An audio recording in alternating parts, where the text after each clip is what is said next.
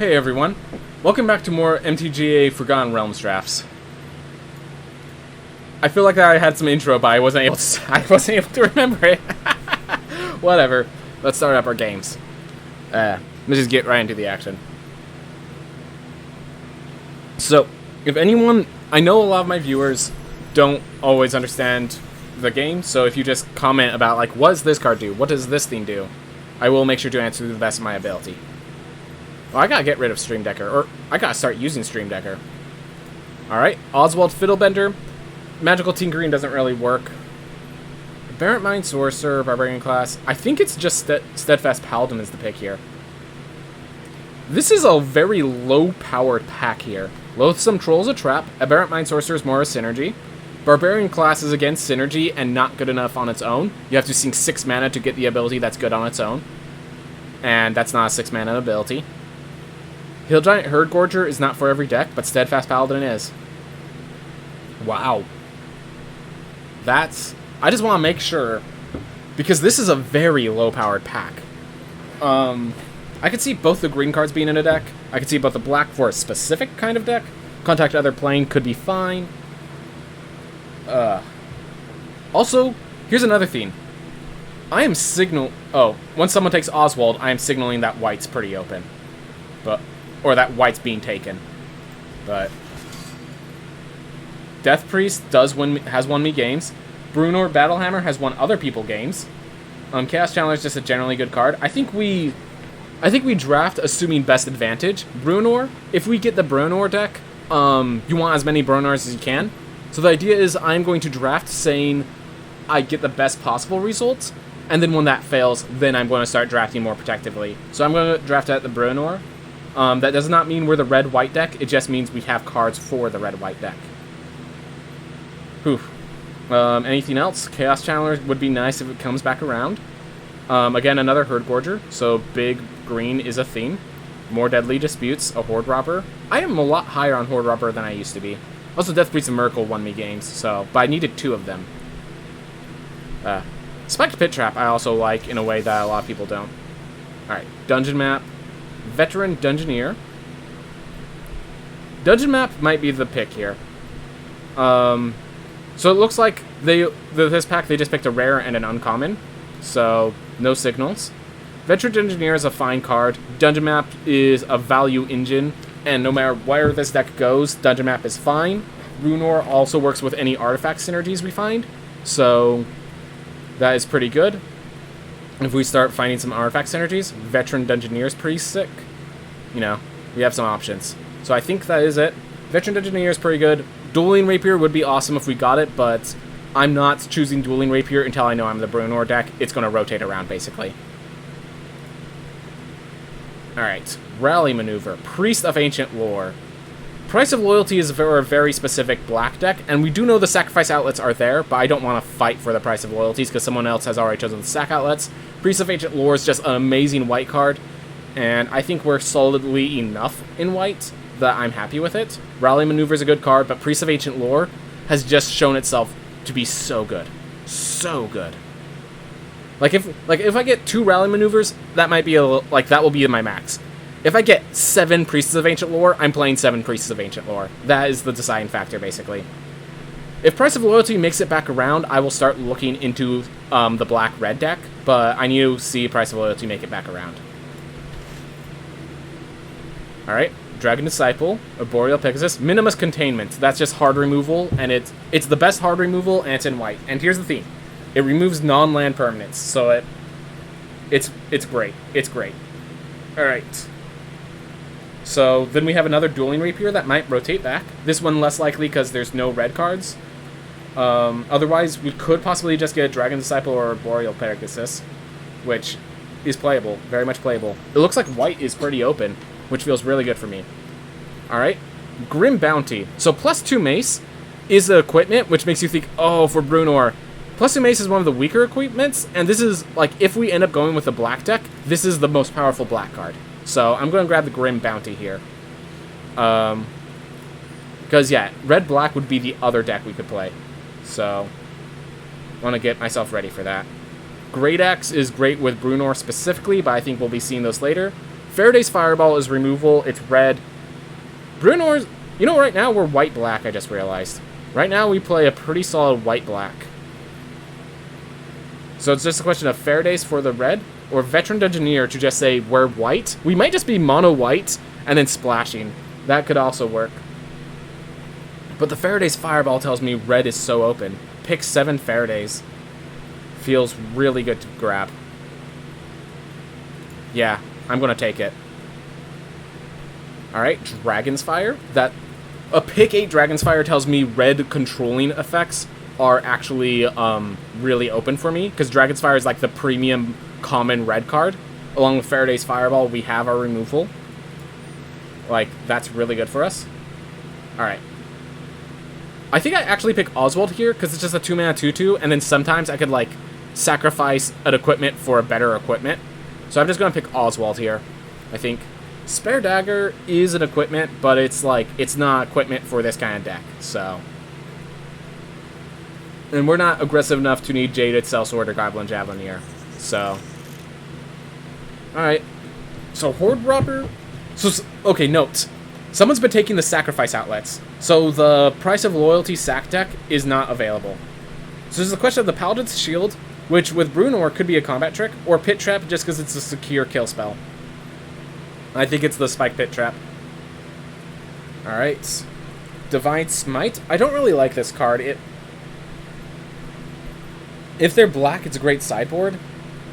I'll put this in my sideboard to see if I need to play it. Okay, so white is open. I'm going to pick the Rally Maneuver over the Boreal Pegasus. Dragon's Disciple. Okay, it's a 2-mana 1/3, and then sometimes it could be, if we get dragons, it's good. I'm probably going to put the Dragon's Disciple in my sideboard, though. Treasure Vault, not really interested. Moonblessed Cleric couldn't get me my Minimus Containment, but otherwise it's just a 3-mana 3/2. Improvised Weaponry isn't the best kill spell, but it is a kill spell. White's been super open, so I think whatever I pick, the other card's going to be available. You know, Half-Elf Monk is really good with equipment, so I think I'm going to pick the Half-Elf Monk with the hope that we get the other colors working out. I think there's quite a lot of competition for the black cards. Vilks just showed 3 sub-11 second Preserver of Life runs. Well done, Vilks. Well done, Vilks. I had no preparation, so... well done, Vilks. Well done. So, Improvised Weaponry, I am really low down on, as I've been finding that everything has 3 health at least. So I'm going to pick the Half-Elf Monk over it. Triumphant Adventure. You know, I think I can be white-black. I think I very much can be white-black, and there's nothing else here that is insane enough to justify otherwise. So maybe we are white-black. That would mean Brunor, Faraday, and Dragon's Fire. Maybe I'm just white-black splashing red. I could see that. I could very much see that. Rust Monster is just a good card. The First Strike is... 3-mana 2/1 First Strike is pretty good on its own. Give it equipment, it's insane. Okay, maybe we're not... Maybe we're still red-white, because Battlecry Goblin, every time I've played against Battlecry Goblin, the card's been absolutely insane. The amount of red in this pack means that we're going to get red later. So, I think we're red-white, possibly splashing black. I think this time we pick the Dueling Rapier, because we do need to do equipment if we want to be equipment. Also, thanks to Vehicle, I'll probably be able to post a new PB, even though my file acted oddly. Oh, cool. That's awesome, man. Glad to hear it. Alright. Dueling Rapier is a combat trick, especially with something like Rust Monster. Yeah. We have 2 black cards, but they're both premium black, so gotta keep that in mind. You find some prisoners, destroys artifacts, or gets me some cards later on. How's our 2-drops looking? 1, 2, 3, 4. Alright. Could definitely use more. I still really do not like Paladin's Shield. And it's a question, can we splash Precipitous Drop, or is that me just going too far? Because You Find Some Prisoners has underperformed definitely in this format. I'm going to choose Precipitous Drop, but I don't think... This is why we picked the Brunor, so we could get multi-Brunor. Or do I just Dragon's Fire? Am I even an equipment deck? Gosh, the fact that we got 2 Dragon's Fires and 2 Brunors passed to us, because we're only getting 1. We're not getting this pack back. So it's a question of, do we want a second Brunor, go heavy equipment theme, or do we want a second Dragon's Fire, go heavy control theme?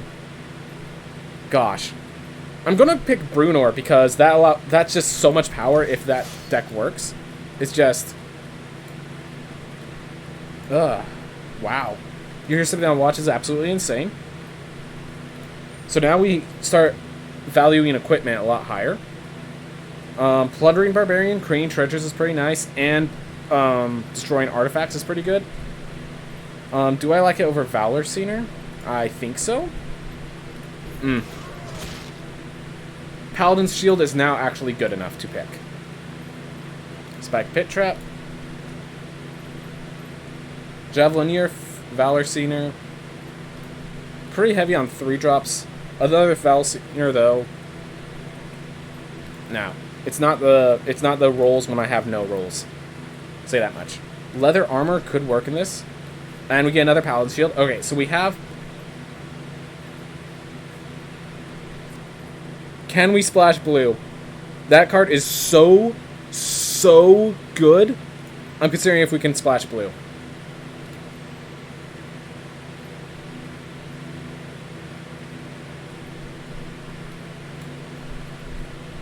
No, I try and look for any... Just Spike Pit Trap gives us splashing. Well, someone's going to be really happy, as instead of picking Ilmarith, we decided to pick Steadfast Paladin. I think they've proven that we're going to get Tiger Tribe Hunter back. So... yeah, splashing a double blue card is not happening, unfortunately. But we're getting another Steadfast Paladin. Loyal Warhound, good enough for this deck. It helps us get an advantage if we're behind. Devote Paladin is pretty nice, but I'm good with the Warhound. That's probably good for 2-drops now. 1, 2, 3, 4, 5. Yeah, 5 proactive 2-drops and 4 reactive 2-drops.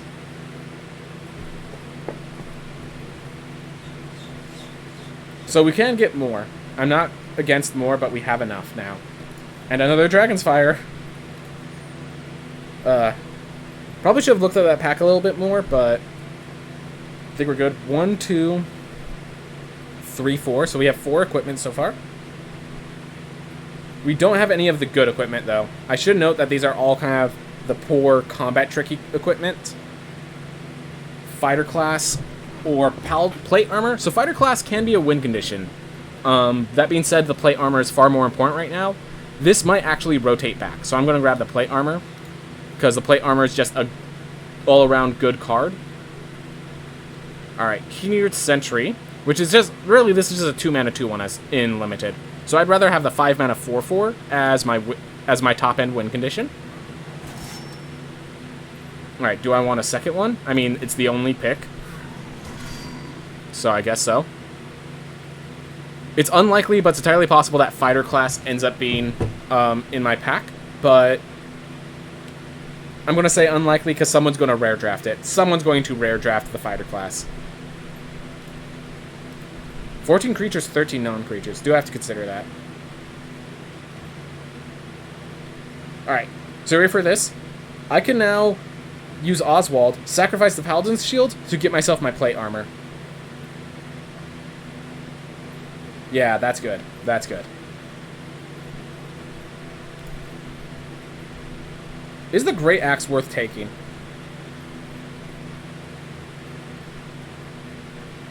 I mean, how can I not pick the Steadfast Paladin, though?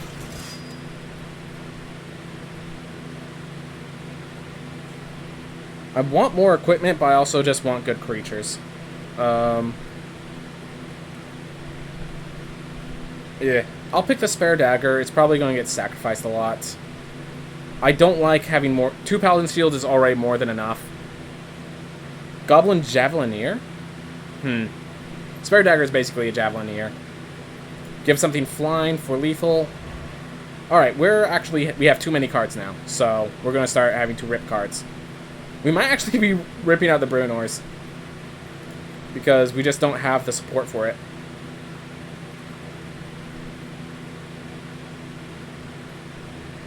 We have 2 Devoted Paladins. I'm going to grab the U Ambush on the road, just as a good combat trick. Boreal Pegasus or Iron Golem? I think it's the Golem.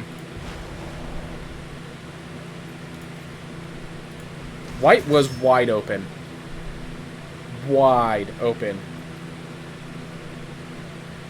4 Steadfast Paladins. Alright. We have a lot of cards to remove. And therefore, I think we are actually removing the...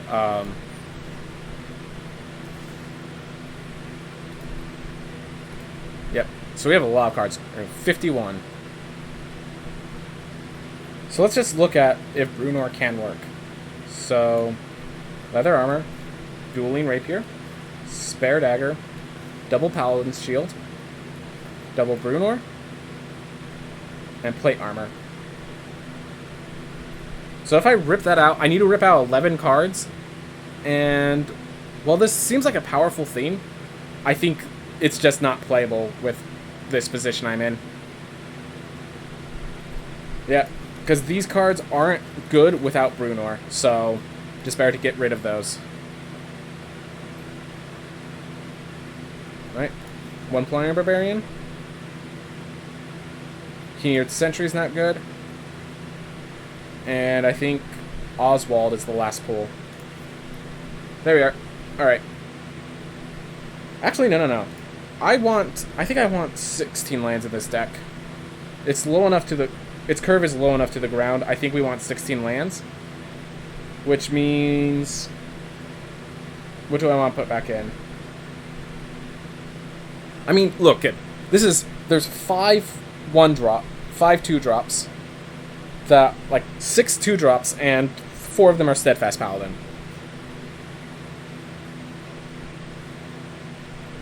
I almost want to take out a Plains and put in, like, a Dueling Rapier or a Plundering Barbarian or something.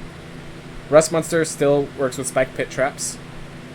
Still works with, like, any combat tricks. Probably maneuvers. Pegasi.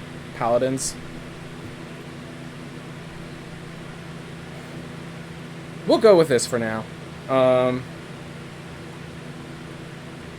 Definitely got the Brunors, but not the equipment for it. The Plate Armor is the only equipment that I'm just, like, happy to play. Because, like, if Brunor's not in play, I don't want any of the other equipment. So I think that tells you all you need to know. You know what? I'm going to add the dungeon map and remove a Plains. The reason being is that if we get into the late game, I want to have some sort of late game trigger, and all I have is the Half-Elf Monk and the Spike Pit Traps, which Spike Pit Traps I won't even consider. Alright, and this allows me to just venture a lot once we're at few cards. It works with Rust Monster. Let's try it. This is Boros this is, yeah, Steadfast Aggro, I guess. Because we got 4 Steadfast Paladins. I think this is as close as I am willing to get to an aggro deck. Oh. One last thing. Just so that for the viewers in stream, let me go paste the deck so that you guys can see it at will. So add to decks. So what I could do is then Steadfast Aggro, export. And I export to Stream Decker.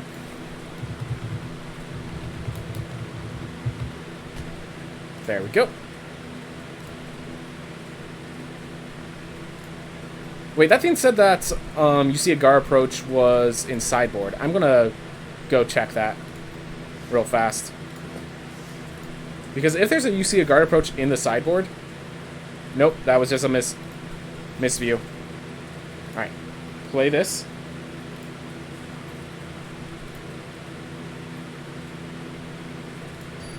Unless, yeah. It's very reasonable to believe at least 1% of your table is rare drafting.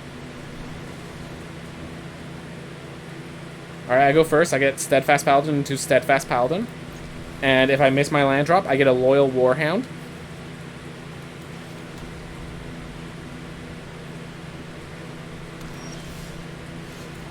If I don't miss my land drop, I get a Rust Monster.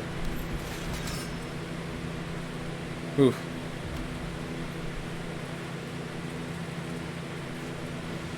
Alright.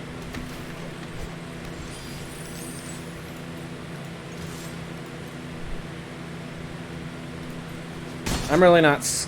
I'm more scared of the creature that's going to come out with Killane than Killane itself, so I'm going to wait to use the Dragon's Fire.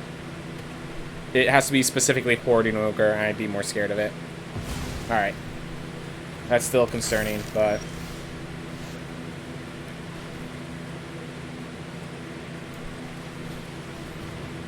Awesome. Get me a free plains.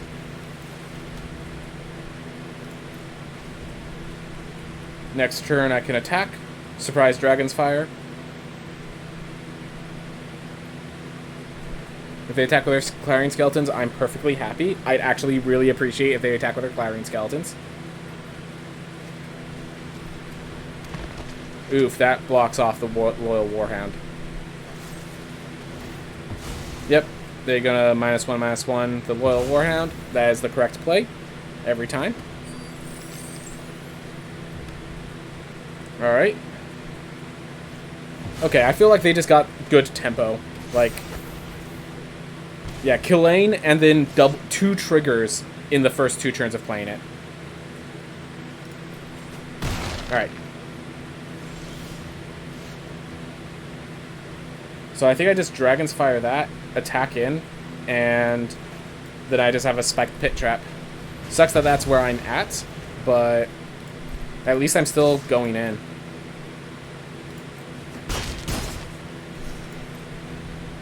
I will beat them down faster than they can if they just keep attacking with Clarion Skeletons.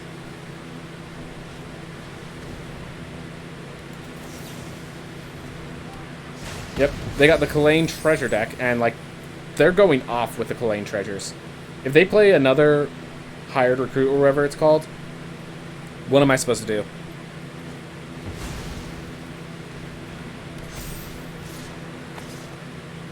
Well...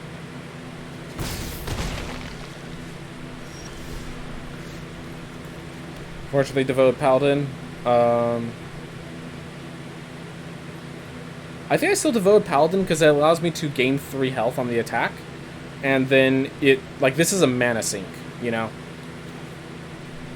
And then I have a 4-attack minion in play, so the Horde Robber gets stopped. So I think I go with this. Alright. Then I have a Spiked Pit Trap if they leave their Clarion Skeletons to block. Alright. Attack with their Clarion Skeletons. Alright. Priest of Ancient Lore, draw a land so I could Rust Monster. That's the hope. Alright. Not the best position, but a position nonetheless.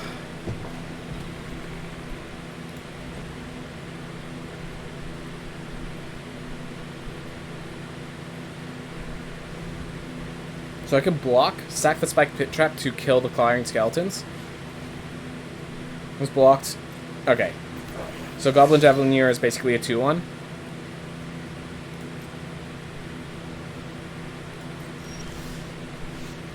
Alright.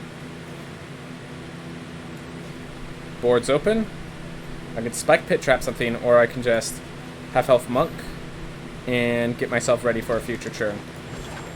As a mana sink.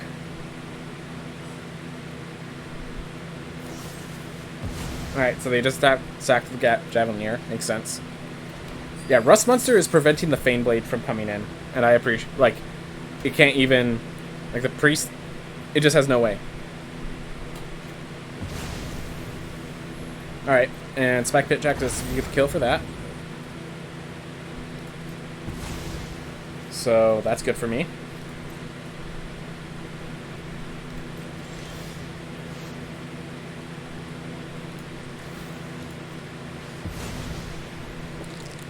Yep, I wanted the treasure token.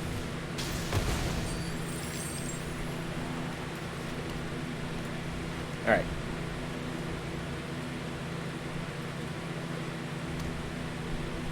I'm going to let them try to attack, and then I'll tap down the Horde Robber so it can't block properly.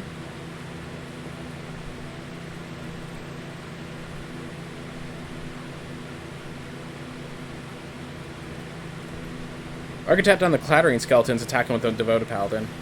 Alright. Good card. Good card. Do they have any artifacts to sacrifice to it? Nope. Now they do. Now they have an artifact to sacrifice to it. If they attack in, that's good for me. Alright. If I tap this and attack with a Rust Monster, it will work. I think it will. I could be wrong. Like, I get a trade no matter how this ends. That's the important part. They get to choose the trade, but I get a trade or I get damage, no matter how this ends. Awesome.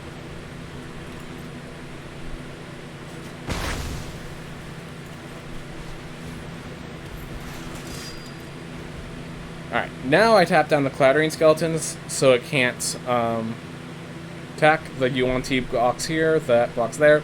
So yeah, as long as I tap down the Clattering Skeletons, we get a board stall here, which I appreciate.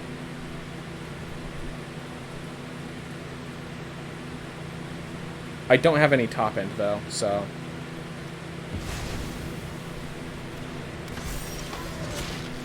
Thank goodness for these Spike Pit Traps.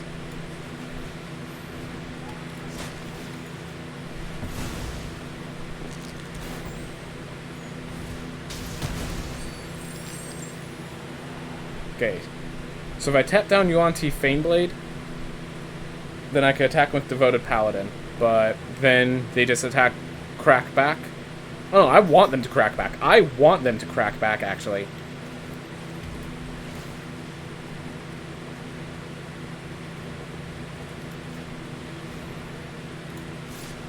I want them to crack back.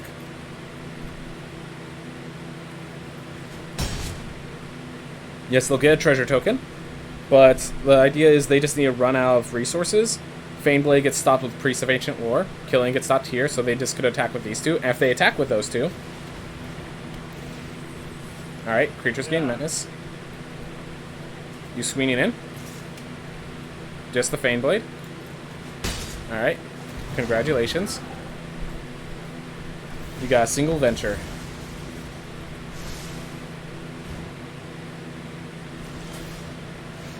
Alright, so if I attack in with all, and then hear something on... Tap that down, and hear something on watch, then the trades still aren't very good for me. If I... Yeah. Wait for a future turn. See how they attack. So we're in this board stall state. I'm trying to figure out how I win from here.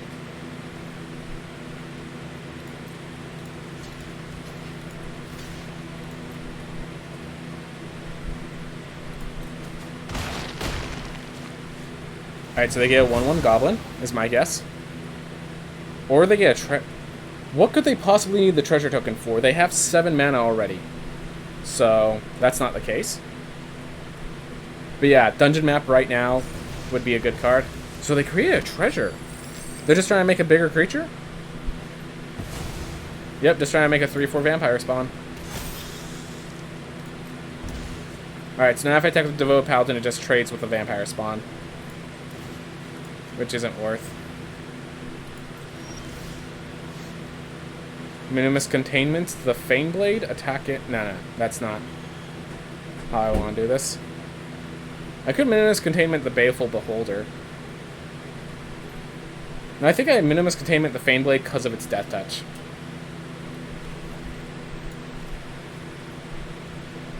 They actually churn this sack outlet into something. They turn the treasure sack into a good theme for them. Which sucks, but...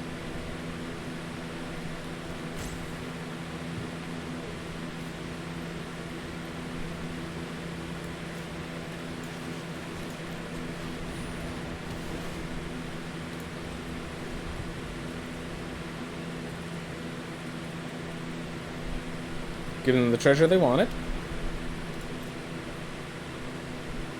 We're stuck in a board stall.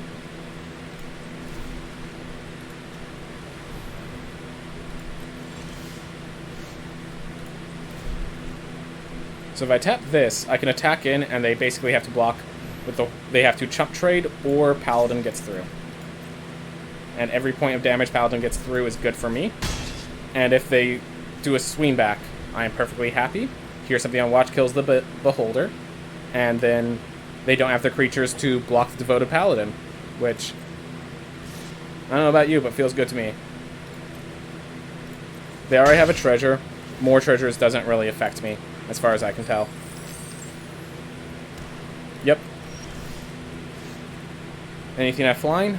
Nope. Boreal Pegasus, getting the job done.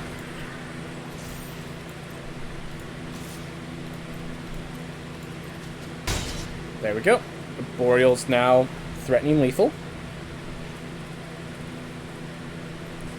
Favorite event in the Olympics? Skateboarding, which is new. Volleyball before this year. Ooh, skateboarding's new in the Olympics. That's actually really cool. I had no idea. Alright. Boreal Pegasus proving its worth.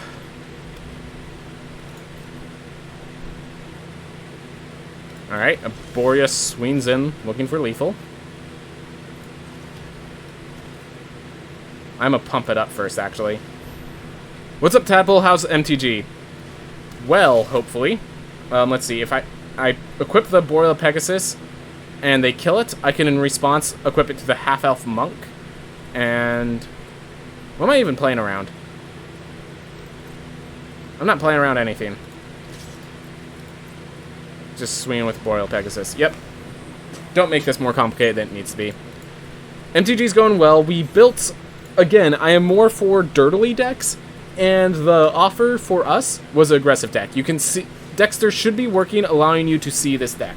But it has 4 Steadfast Paladins, and then just a lot of cards that, like, once I get to the, like, that can help me push through my opponent. So... Alright, you hear something on watch. If I draw a land, I get a Priest of Ancient Lore. I have a Steadfast. Yeah. So because I'm going first, because there's enough, like, 2-mana 2/2 bodies that are valuable, I'm gonna keep this. Not the easiest to keep, actually. If they attack with Shambling Ghast, I let it through.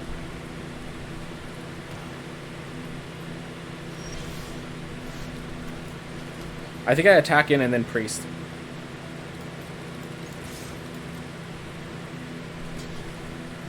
So, if they have no plays, then they kill that, and then that's good for me. That's okay for me. Like, I could have heard something on watch to keep it safe, but who cares? I'll just play Priest of Ancient Lore. Keep the pressure moving.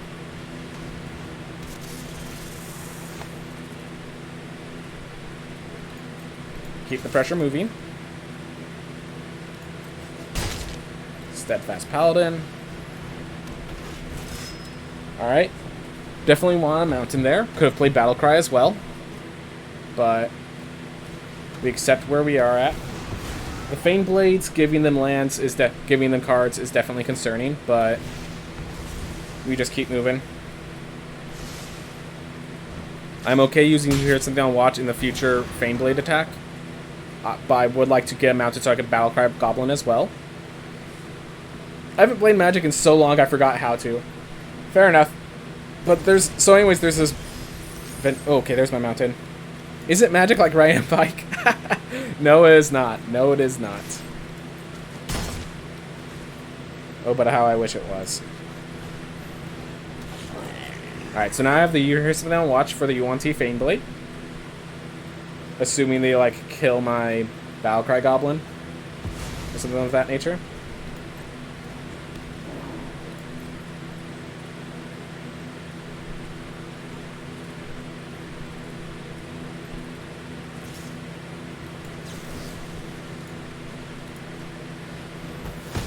Alright. So I can Rally Maneuver and still spec Pit Trap, so I kill whatever they block. And then I gain life. If they don't block at all. Alright, perfect. There we are. So we kill their Boarding Ogre. and we get to play a Spike Pit Trap in the process. If we could draw a mountain, we can actually Valor Scener, pump the Battlecry Goblin, and get the triggers going.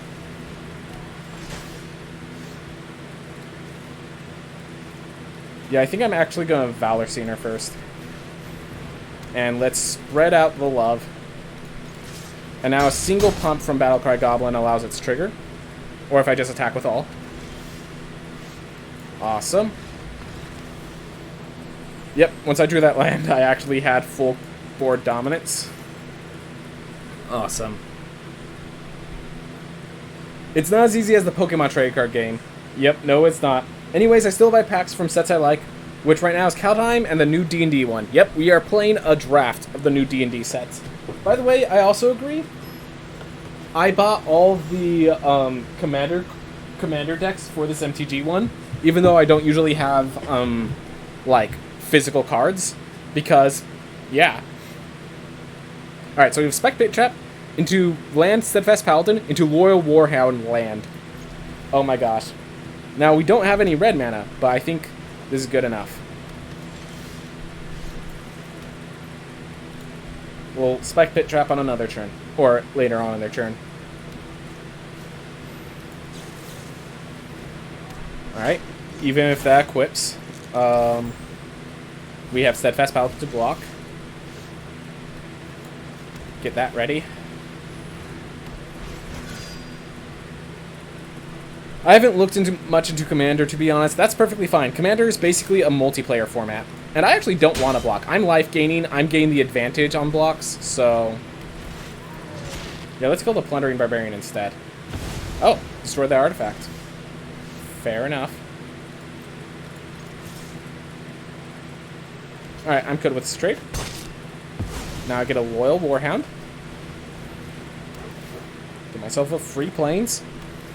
Get myself free mana ramp. Then I get a Steadfast Paladin attack. And plate armor for my ready turn. Alright, Bruenor Battlehammer, that's why. Okay. Seems legit. I mean, I have a 3-1 to block the 5-3. Yes, give it Boots of Haste, and then I get to block the 8-3.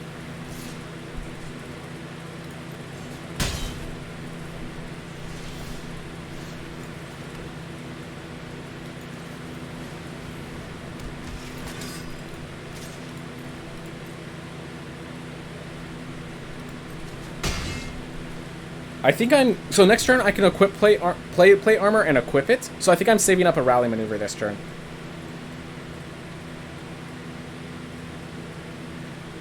Oof.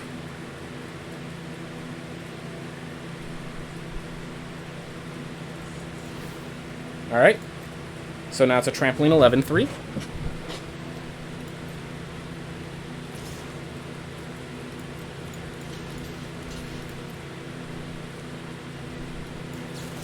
First strike, lifelink. So now that's dead.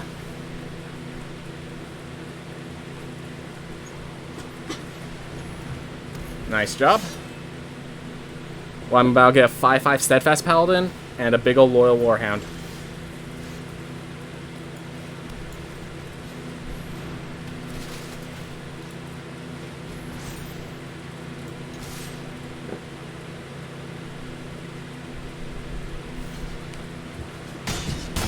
Alright, well, that's a 10-point life swing. And even if they do some big Bruenor pickups, they're still just dealing 11 points of damage. I'm dealing 5 and gaining 5 back. So this is... they definitely have a lot of damage, not denying that. But I'm actually winning the race right now. And that changes the math. That changes the math drastically. Now it doesn't. I can attack first.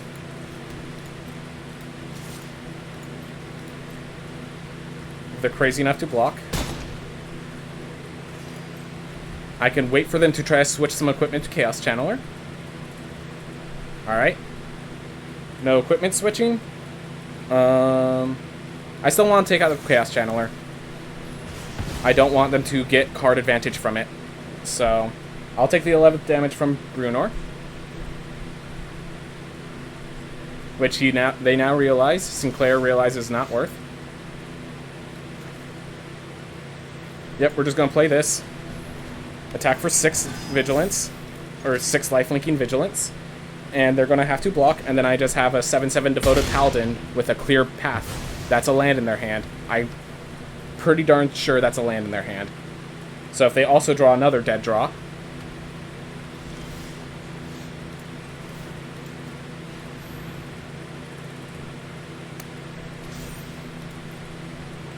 there's pauses, but I don't see what they're going to do.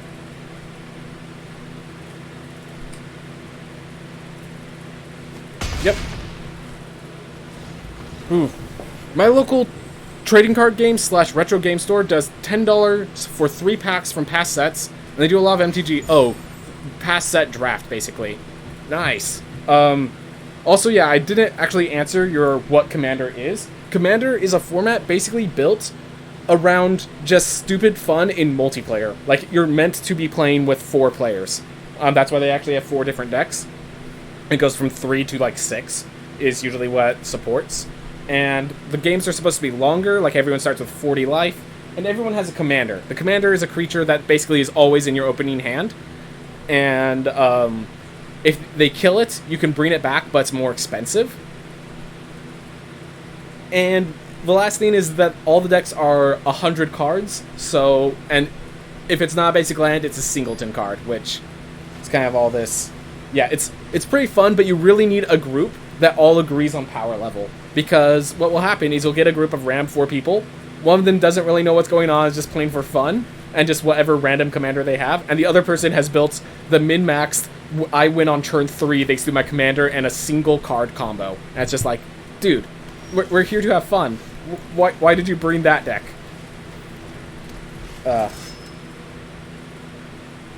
Alright, so I have a ambush combat trick. I have a minimus containment combat trick. I am happy with this trade, actually.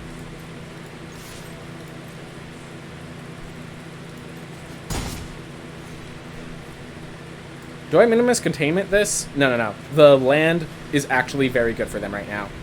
The artifact, the treasure.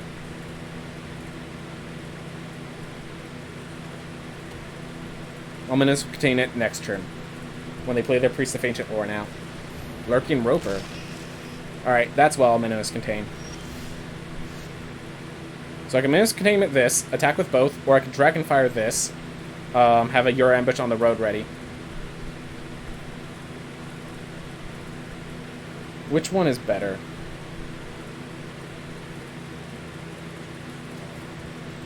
They're going to have life gain, so they are going to life gain out of the situation I'm putting them in. So I have to be ready for that.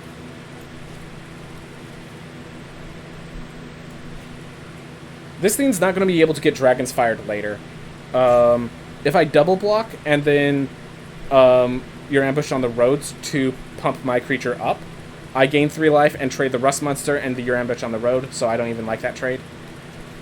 This is dangerous. I'm going to admit this is a dangerous play here. I'm taking it anyways.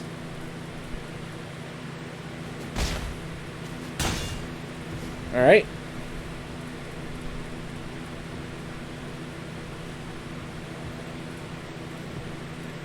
So they do have the life gain deck, which means I should be assuming we see some life gain very soon.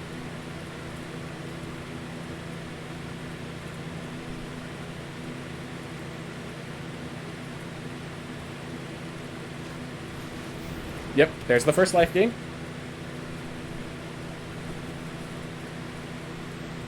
Alright, so I get a Dragon's Fire this. So I get a attack with both, Dragon's Fire 1, and Your Ambush on the road the other.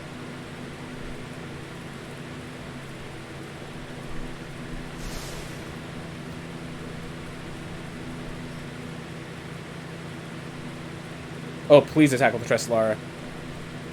Make the math easy for me. There we go.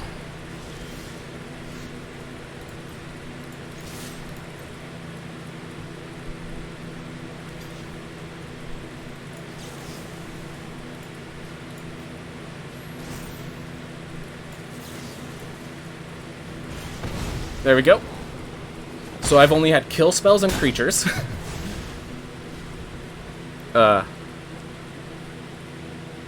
So next turn I have to Priest of Ancient Lore just to try to get some actual engine back. But yeah, they are still good on cards, which is the scary thing here. So if they have some late game, if their deck is like stops with the Hill Giant Herd Gorger, then I'm in trouble. Then I have an issue. Planar Ally I think I can handle.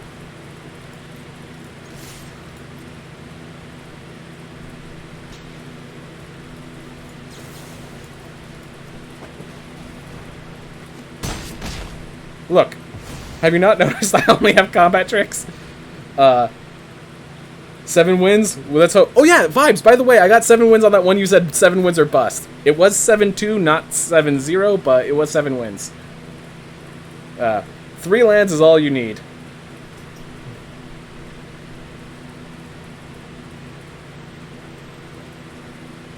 I'm not actually doing too much damage to them, but what's happening is I'm doing consistent damage, and they're just running out of cards. If they don't have big bombs in their hand or very soon, yeah, 7 wins is all that matters, precisely. And I am proud of myself. Steadfast Paladin? Okay. If that's your play, I'm happy. Alright, so now I think I have Boreal Pegasus, make it so they can't even block the Steadfast Paladin for a trade. And how much do you win with 7 wins?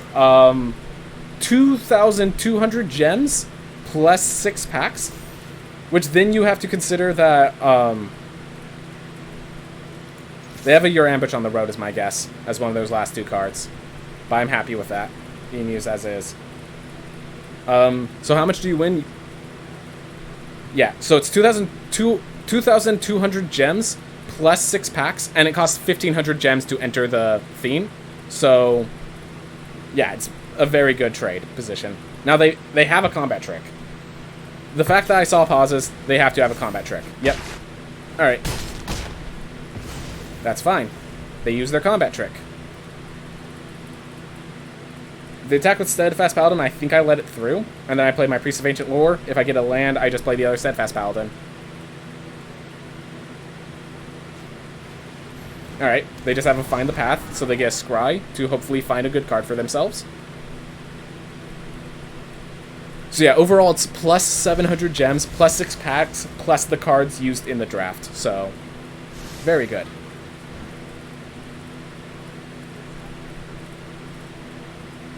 I almost forgot, but you're going to love my Lemek % submission for the event, Telor. Oh, is Telor here?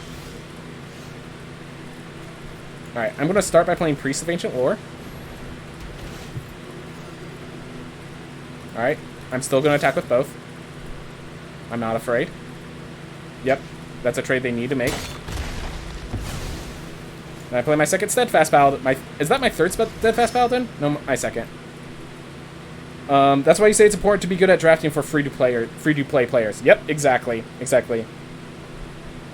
It's directed at you because I know you'll also love it. Awesome. Awesome. One of those, I came here to meme and have fun, not to win. I did not see whether they scry top or bottom, but I'm going to guess bottom by the fact of their position right now. They have 8 mana. They have enough for Tarask, I think. Close enough to a Tarask. If they attack with Ochre Jelly... The thing is, they actually can't attack with Ochre Jelly, because it doesn't solve the problem. You only need to be okay. Around 3 wins should be enough to end up with a decent amount of cards eventually. Yep. So 3 wins gives you back 2/3 of your cost, as well as, I think, 3 packs. So, yeah. As long as you go 3-3 most of the time, you'll be good. But if you could go 7 wins, then you're, like, making money. You're rolling in it, like... You know, Spoils of the Hunt is why I think they have for them to be hovering over my cards the way they were.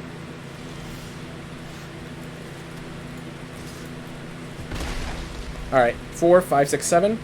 So the reason I was still playing is because I might draw Dungeon Map, and then I could tap in Venture with Dungeon Map.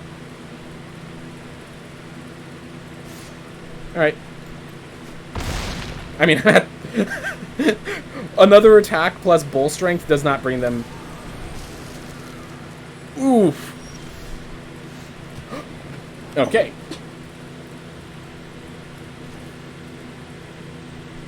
So I think Battlecry Goblin, attack with everything is actually a play. So let's see. This will bring me to 10 mana. So then I activate once. And then I'm just attacking with all. I need to end this game soon. There we are. Now they have to block the Battlecry Goblin with Icing Death. And they take 1, 2, 3, 4, 5, 6, 7, 8, 9 damage. So they have to block the Battlecry Goblin, and then they still only live with 1 health.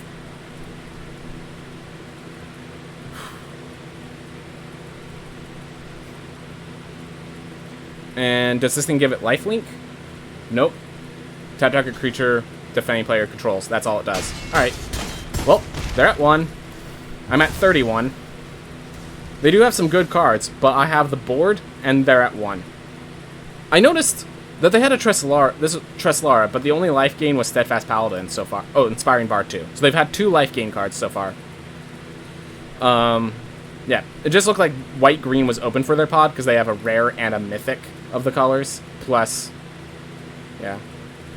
Plus, I mean, the uncommon specification isn't even, like, that hard to find sometimes. They need to do a lot to get out of this. And the one card, they'd have to go like Priest of Ancient Lore into another Priest of Ancient Lore into another Priest of Ancient Lore. 4-0. Oh my gosh. Who knew that just going aggro in this format was just so much more efficient than anything else?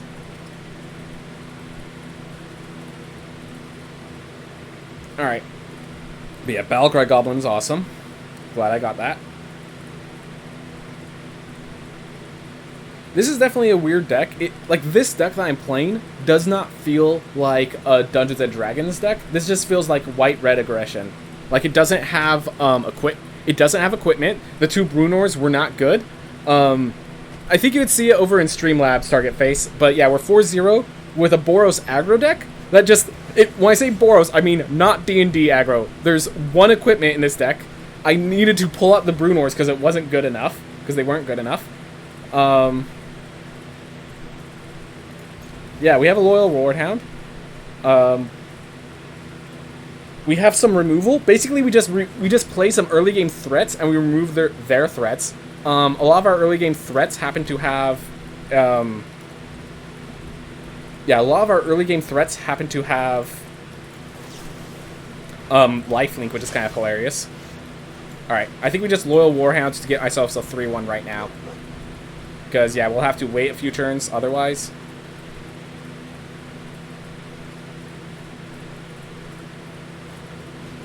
Knoll Hunter? Alright. So do I Dragon's Fire and attack, or do I think I can Dragon's Fire on a later turn in a better way. So if I Valor Senior, then they just are guaranteed to block, I think. So I'm just going to do that attack with a 3-1. Yep, they're taking the trade. That's fine. I'm going to get the First Striker out. First Striker's a lot harder to block, especially when I put a Valor Senior behind it.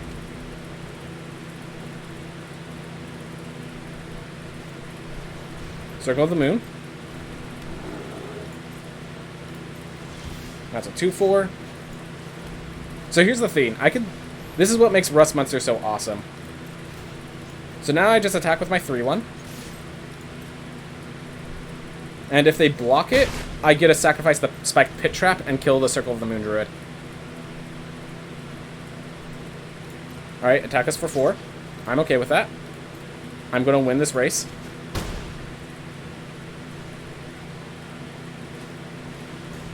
Awesome.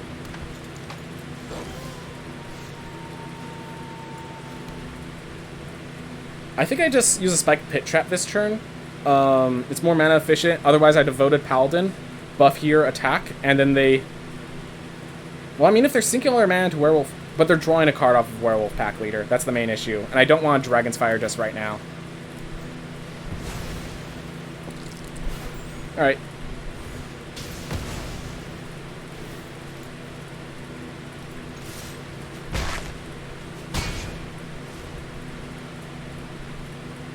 Next turn I could Devoted Paladin, and then I could Dragon's Fire. Yeah, aggro, Tadpole, aggro? What? I know. I didn't expect it either. Where to step into that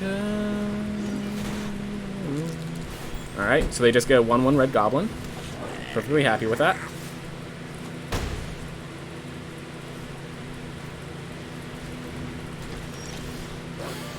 Alright. I think at this point, with double Werewolf Pack Leader, I think I can't Dragon's Fire this. I think I have to devote Paladin and just start applying pressure.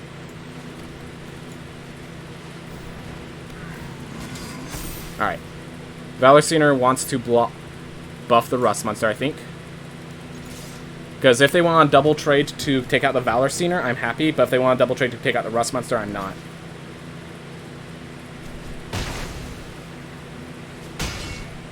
Alright. So now I have a Devoted Paladin to trade with a Werewolf Pack Leader, or just a Dragon's Fire it.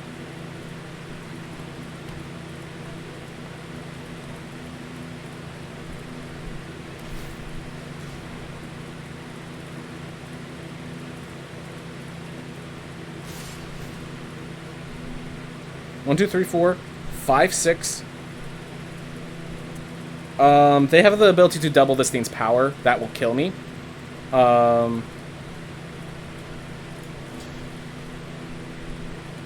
I'm gonna block this because I just don't trust. They could also have Bull Strength, which sucks for me. Yeah, I should have blocked the Circle of Moon Druid. Oh well.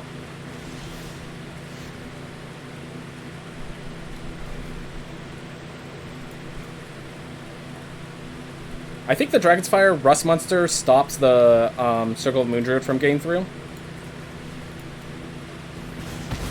Yep. I'm just going to attack with the Valor Sinner because this thing's only a 4/2 when it attacks. So I'm just going to start swinging in with my Valor Sinner. That poor decision in who I blocked cost me the game probably. If my game was costed anywhere, it was that right there, where I decided to block the wrong creature.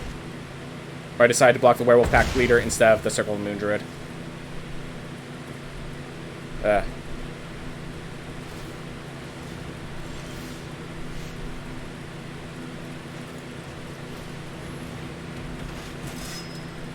So if I attack, they don't have lethal in the backswing, I get to kill the Inspiring Bard. And otherwise I threaten lethal somewhat. Alright. Rust Monster has always been better than I expected. Yep. I'm going to assume you also have a land stuck in your hand. I can't play around it otherwise.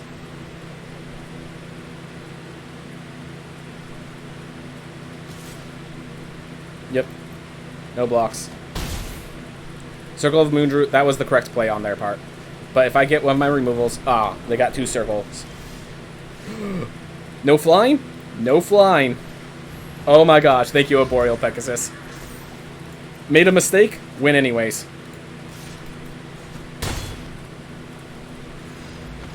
Oh my gosh.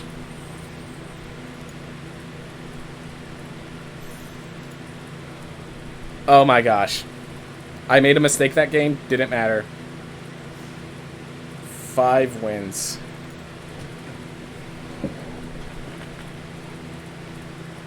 Gosh. This deck just never punished, precisely. Never punished. Oof. Jano 3. Steadfast Battlecry Goblin, Steadfast Paladin. Yep. I'm going to Battlecry Goblin later, because Battlecry Goblin can give itself a haste. So it could be this could be a 4-mana 3/2 that creates more creatures on the turn it's played. So I'm going to get the Lifelinker out. Also means any kill shots are thrown at the Steadfast Paladin instead of the Battlecry Goblin. Alright.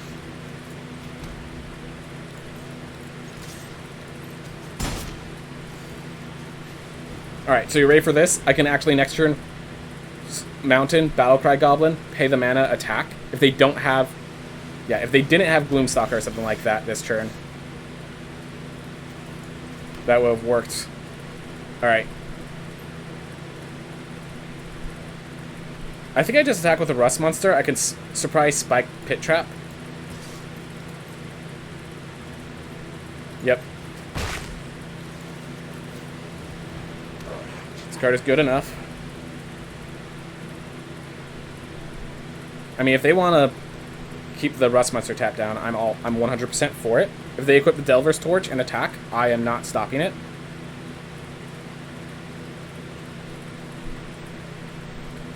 If I draw a land, I am definitely Devoted Paladin and just kicking their butt.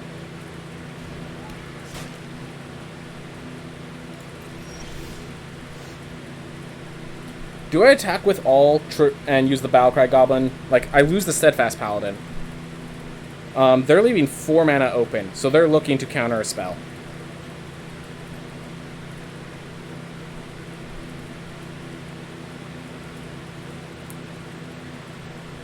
I feel like I want to, let's see, if I double buff, I can attack, and then I get a 1/1 Goblin out of the process.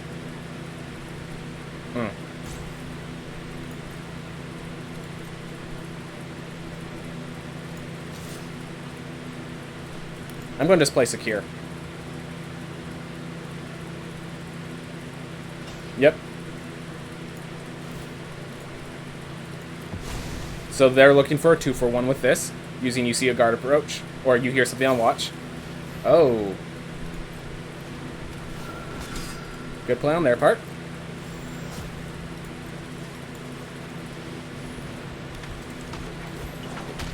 Alright, we get our Half-Elf Monk.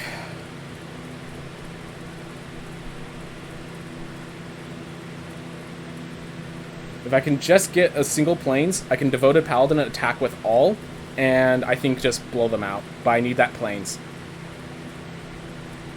If they equip Delver's Torch, turn this to a 4/3, I think I double block with these two, so that it dies, and I'm okay losing either Steadfast or a Half-Elf Monk. I'll be going now. It's getting a bit late. Have fun with the drafts. Thank you very much, Mindful Line. Thank you very much. I knew they had a combat trick, I just didn't know which one, and I wanted to play around Bar the Gate. So yeah, if they equip Delver's Torch, that's actually very good for me, because they're using the mana there.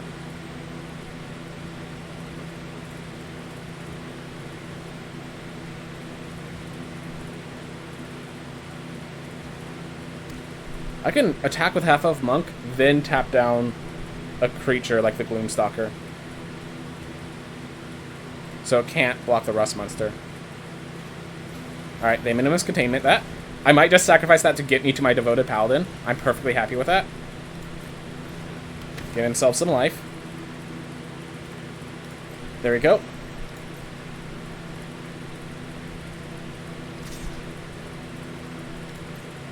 I'm actually very happy with this trade.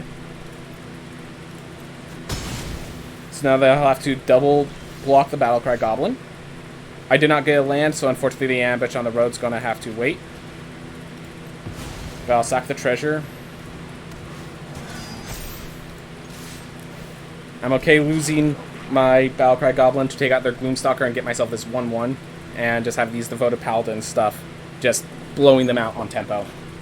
Because I just have so much card advantage now. Oof, because of all the presence on board.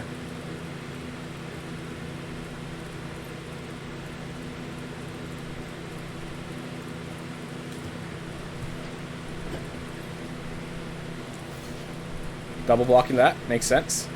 I'm killing the Gloomstalker. That is the correct play, by the way.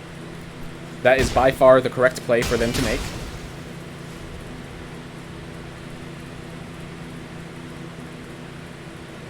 If I draw a land, I just play another Devoted Paladin and keep swinging.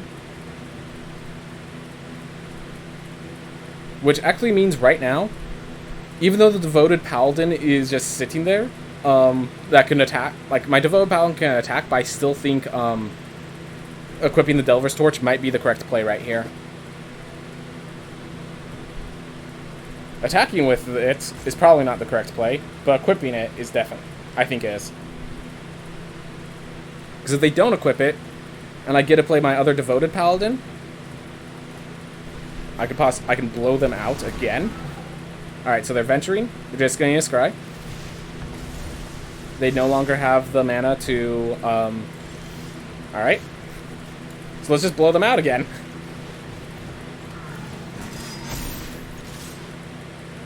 Alright.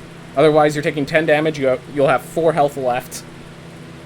You could chump block the goblin with the Dawnbringer Cleric. Okay, you're taking a trade. I'm happy with it. I am actually happy with that. Very happy with that. You're at 6 health. You're not in a good position. Let's just be clear. Priest of Ancient Lore is very good for you. Not going to deny that. Alright. Dragon's Fire, the Dawnbringer Cleric, attacking with all. They have to chump block.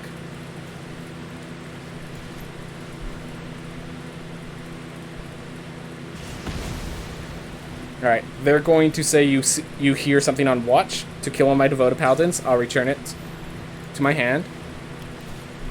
I'm okay trading one of my devoted paladins for both of their creatures, and then your ambush on the road actually means I trade for neither of them.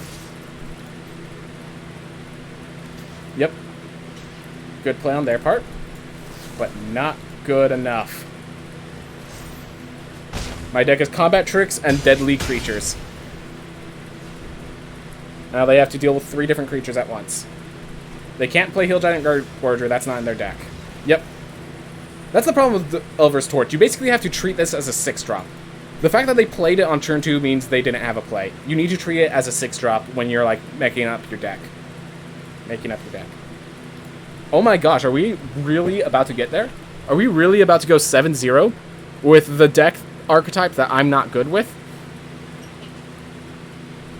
That would be appreciative. Very glad I noted that Bruenor Battlehammer was just not for this deck, not for the cards I drafted. That does mean I should have picked that Dragon's Fire over Bruenor, but, like, I'm not going to care. My cards all seem good enough. Meat. They're made out of meat. Alright.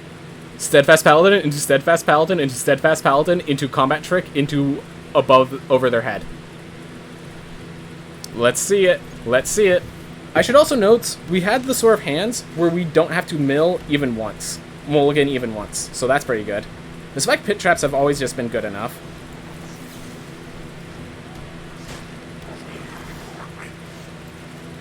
Alright, Battlecry Goblin is pretty threatening.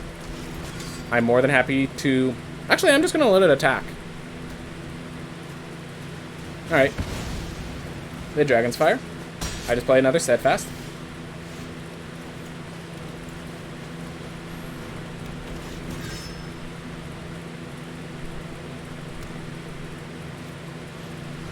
Goblin Morningstar. Alright, Battlecry Goblin's being a little more threatening.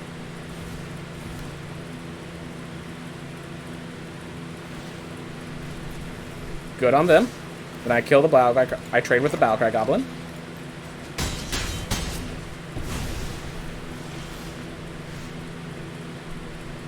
Not the place for dungeon map.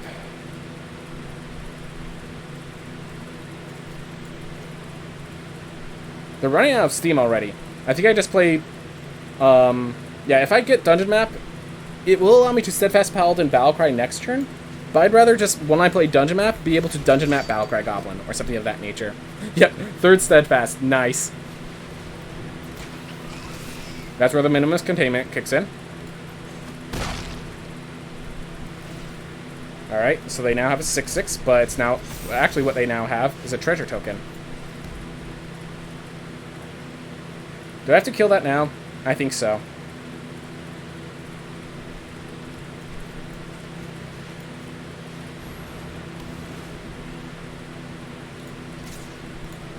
No, they just have the Goblin Morningstar. If they attack with the Goblin Morningstar re-equip, I could have some tricks in response. Ooh boy. Ooh boy.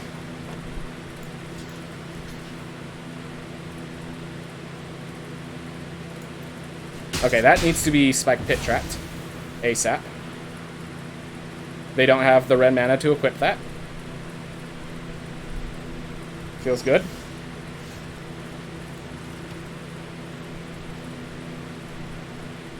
Do I dungeon map? And if I dungeon map, I get a... I can't do anything with it. Royal Pegasus has no targets. This just attacks for 3. And then dies to the Bandit Lord. I mean, they see the Spike Pit Trap just literally dangling in the air, but maybe they still fall for it.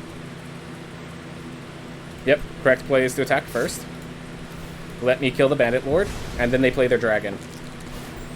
Oof. Really wanted that treasure.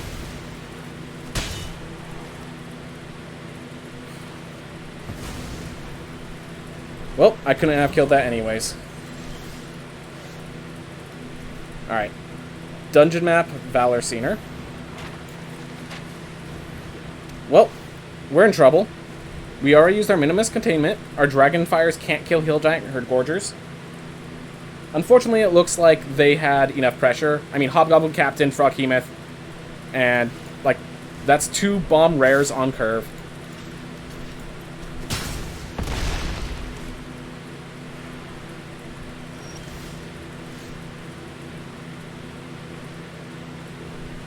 Even if I block and trigger Spike Pitfall Trap, it doesn't kill them. Venturing, there is no venture. Yep. So I just do this, and hope they're, for some reason, don't attack. Which they're going to attack, just flat out. But the fact that it has 6 health instead of 5 is actually the devastating factor here. But yeah, nothing I can do here, because I'm going to block. And the trample damage, thanks to Goblin Morningstar. Like, I'm pretty sure they only played good uncommons, premium rares, or premium, like, great rares, premium uncommons, and, like, great commons. Like, Dragon's Fire and Hill Giant Herd Gorger were their 2 commons. Battlecry Goblin and the equipment was their 2 uncommons. Yeah. Just a strong deck. Alright, whatever. 7-1 instead. We get a 7-1 instead. Who cares? I wasn't expecting to go far because I'm not very good with aggro, but, like, they're better with aggro, just to give an example. But yeah. Kind of weird. I had to be the control in that. I just wasn't prepared to be control. Boom goes first. We have Steadfast Paladin. A single land gives us Priest of Ancient Lore. Another land on top of that. Like, we have our curve. Lands are good.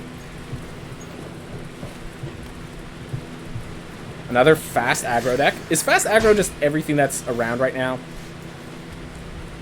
I'm actually not going to block the Javelineer with Steadfast Paladin because it trades, and I'd rather just attack in and gain life off the swing back.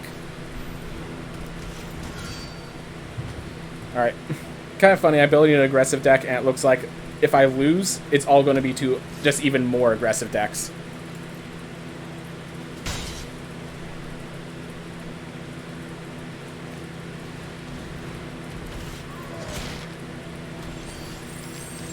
I'm actually perfectly happy trading with the Plundering Barbarian here, because it gains me life and prevents their pressure.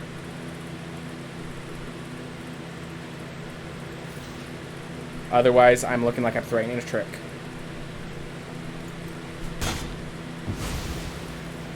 Which I do have a trick. I just don't want to use it right now. Alright. Have enough for the Faradays.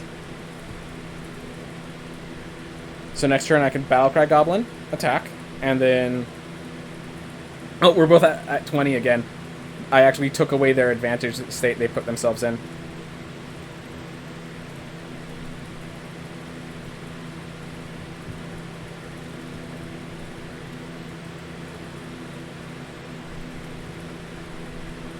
Alright.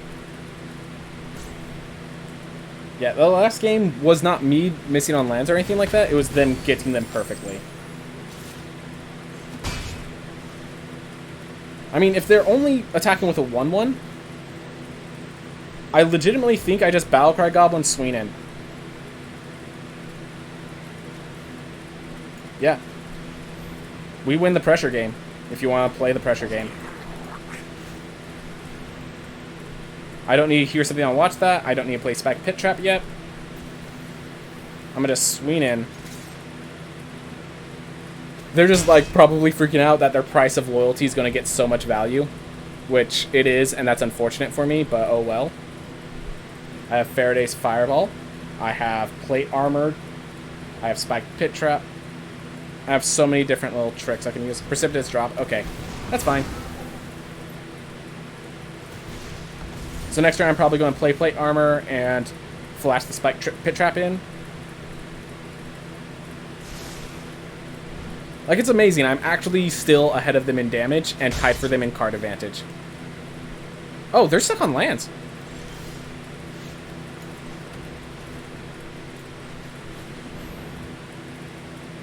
This is the artifact they want to destroy if they can destroy an artifact. But yeah, now I have 2 spike pit traps and a Faraday's Fireball, which will deal with any actual threats.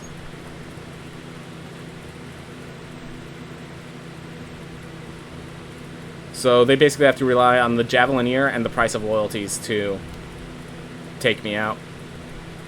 Or they need to get a threat with 6 or more health, which black-red does not do very often. Because I have 4, my hand is 4 removal spells. 4 removal spells is my hand.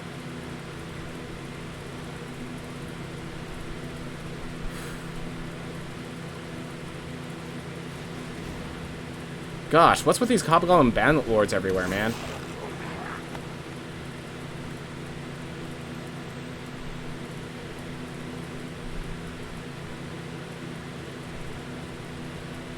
They're going to destroy an artifact? Yeah. Both decks had a Hobgoblin Bandit Lord. Which is a very good rare if you want to be aggressive. Very good rare.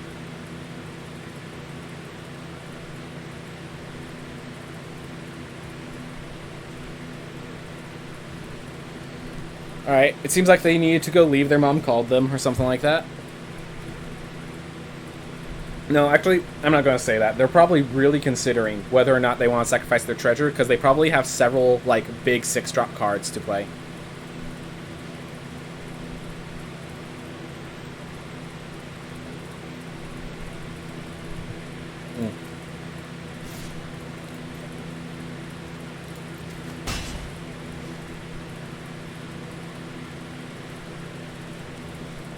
Meanwhile, their Plundering Barbarian can be played right now.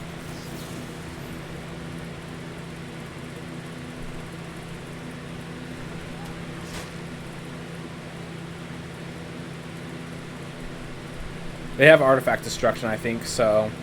Well, I actually want them to destroy the removal instead of my plate armor.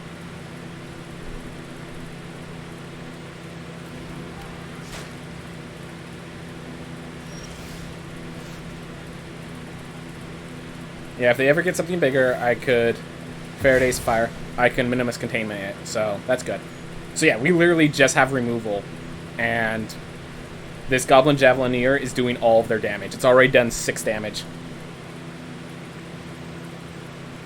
Deadly Dispute. That's the only thing I can think of they're going to play here.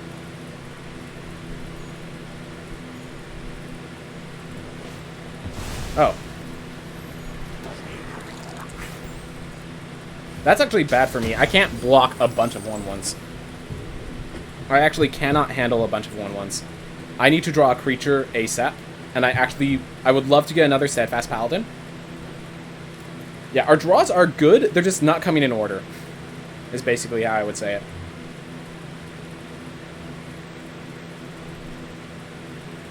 So now they're dealing 3 damage a turn. That's a much faster clock. And I can't actually stop those guys, so...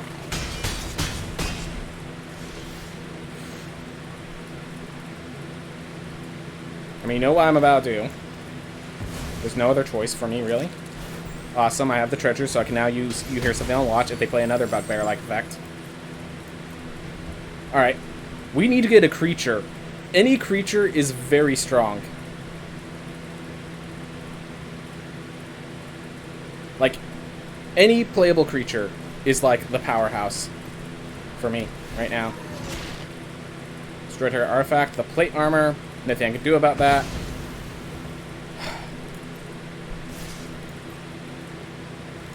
I just really need a creature right now.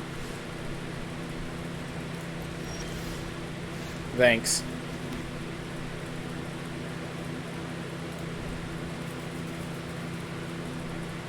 Alright, I'm gonna hear something on Watch this, and if they play another big creature, I'll Faraday's Fireball it, because it's instant speed as well.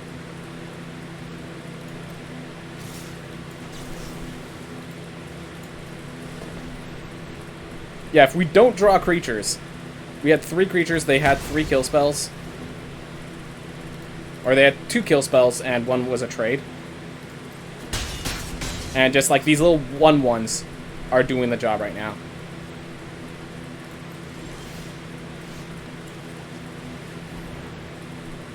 I mean, I'm scrying. I'm getting myself a goblin. I don't have a choice here. If I gain a life, I'm just not moving fast enough. Just need a creature. That's not a creature. It's good removal, but it's not a creature. Right now, we just need a creature. Rally Maneuver gives first strike first, so I can't actually give it lifelink. Alright, well, we didn't draw a creature. We died with all the removal spells in our hand. The Javelineer did almost all the damage that game. And that feels sad. That Javelineer did like 10 damage. Did we curse this?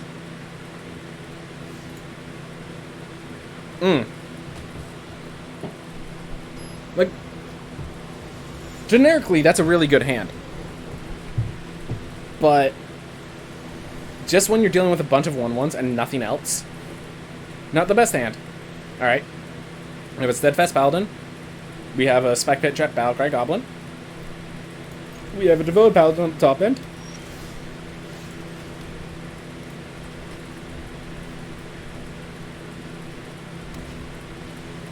Alright. Steadfast Paladin's a good card here.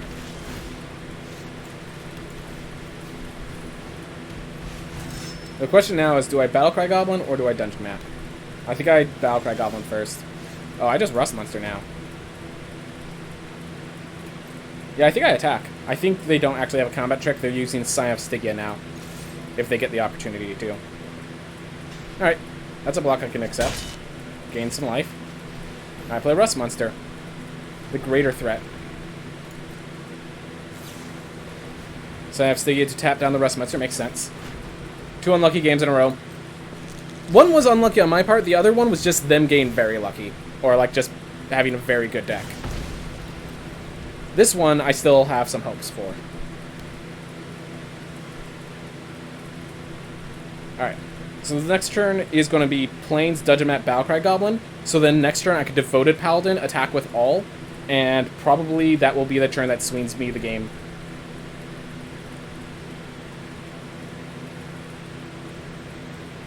But yeah, the Steadfast Paladin is going to be doing a lot of work right now. They equip a fly to that. Do I have a way to punish them for that decision? Not right now. I will have to ramp into the Spike Pit Trap, and I think killing them is more important than stopping their venturing. Alright. So I can Valor Scener attack, but then I can't guarantee the land, so attack with this. Yes, I know you're gonna do the Sign of Stygia tap move again. That's the only reason. Why would it tap my red? Why would it tap my red? Why would it tap my red? I literally have a Battlecry Goblin to play that turn. Alright, well, they do have, we now know they have a counterspell. But, my god, that was egregious. That was egregious. Alright. So if I Battlecry Goblin, they have to counter it.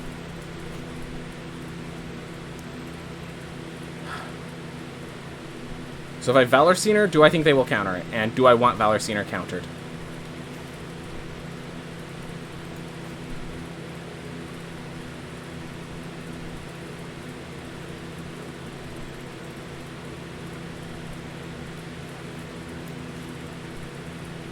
Alright. I'm going to play the Valor Scener first, because this is the one I want countered more.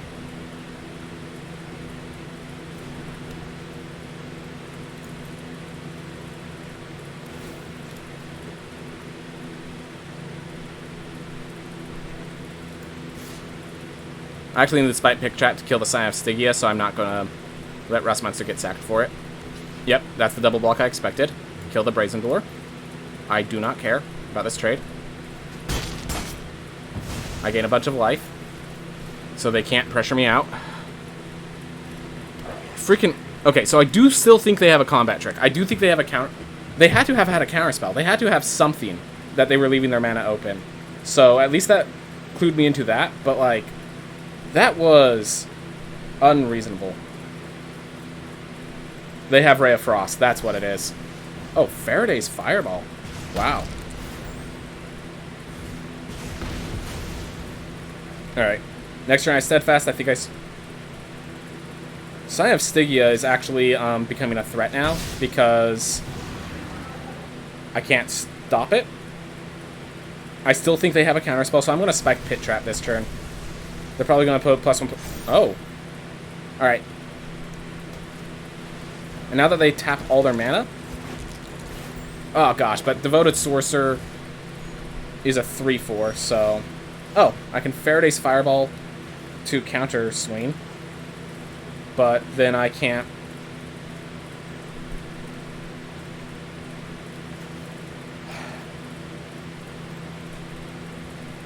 Alright, so the Faraday's Fireball's on top. I want them to kill and then me to play the Devoted Paladin, so...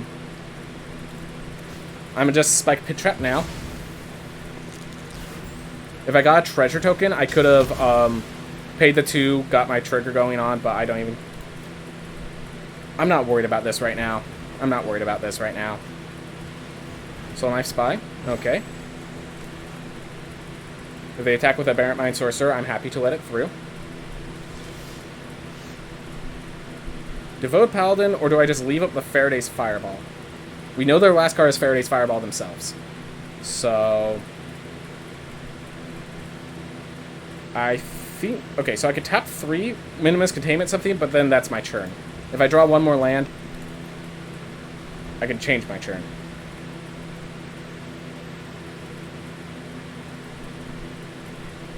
Alright.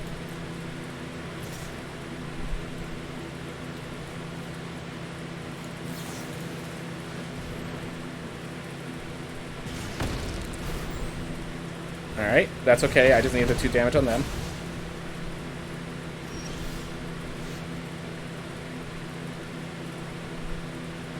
See, if I attack with Valor Seer, they basically have to block with Soul Knife Spy. 1, 2, 3, 4, 1, 2. I'm just barely off of casting Minimus Containment and Half-Elf Monk in the same turn.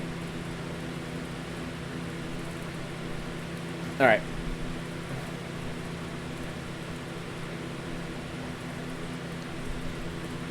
I think this is the play. I'm really worried about combat trick stuff, but I think this is the play.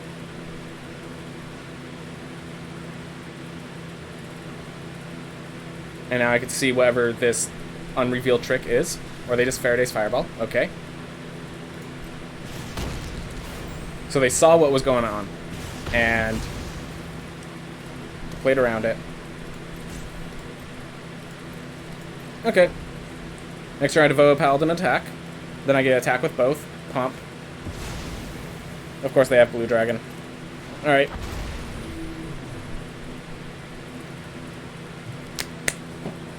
This is getting annoying, by the way. This, like, I was always 1 mana off. There was... I don't want to talk about it. I just want to play the game. Alright, I have a Rally Maneuver in a later turn.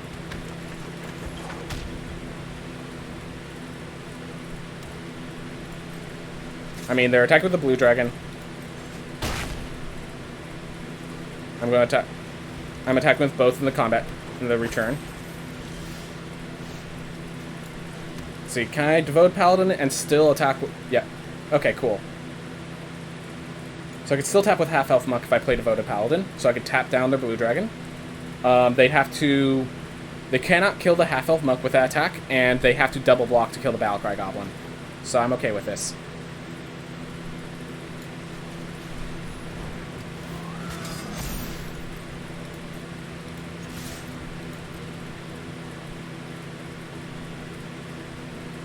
So they'd have to double block. And that's good for me, because then that kills the Arcane Investigator.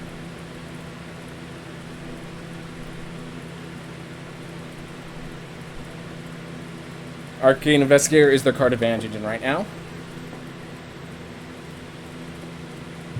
Looks like that can still come back in this game. I'm going to put a stop at their upkeep so that I can tap down their blue dragon at the start of their turn before they draw, you see a guard approach. There we go.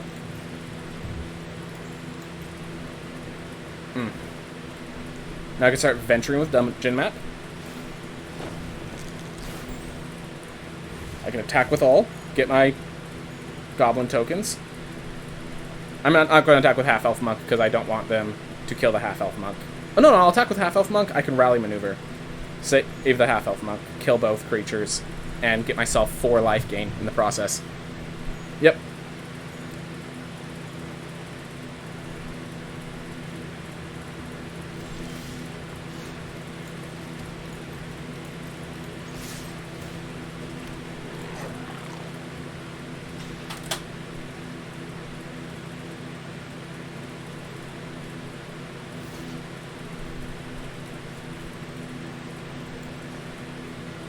Let's see. So I can 1, 2, 3, 4, 6. All right. This gets first strike. This gains lifelink. Just like mapping it out really quickly. Yep, we're gonna buff it once.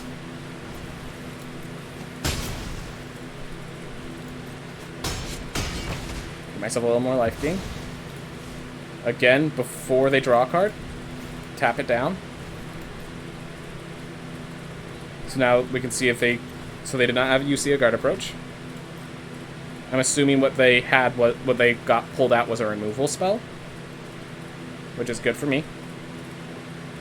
And they just drew a land on top of the removal spell. Okay. All good things for me. We have not chosen a dungeon, so I can actually choose Dungeon of the Mad Mage, give me 1 health, so that this blue dragon trade works out in my favor. Alright, so they take out the half-elf monk, but then the Battlecry Goblin wins the game. Oh, they have to tap down the Battlecry Goblin. Makes sense.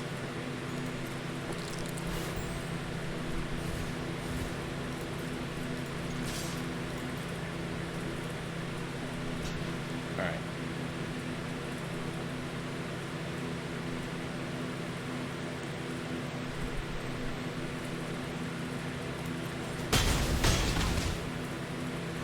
Alright.